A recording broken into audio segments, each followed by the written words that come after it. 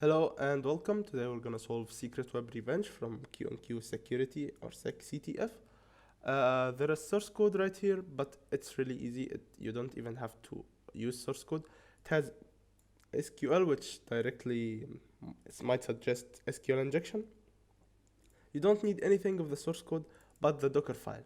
Why? To know where the flag is. And I'm gonna teach you or show you why in a minute.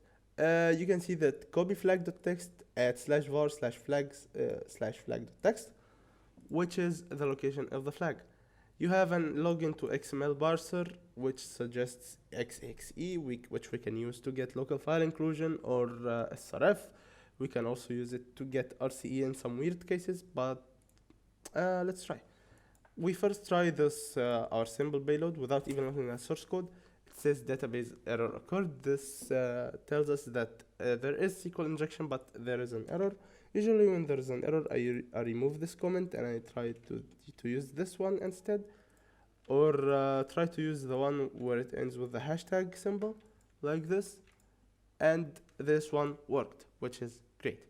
And we have an XML viewer which we can use to get like an XML file like this.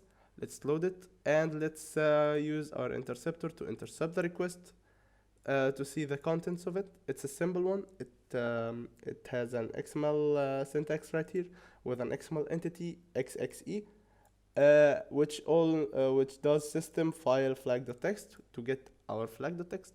This is simple payload. You can copy it from any other article. It's easy. When we try to send this, it will not show a response right here because the flag is not here. But what if you want to get like /etc/baswd, for example? You can, and it works, and it shows you this. This will be replaced by this, which is the location of the flag file.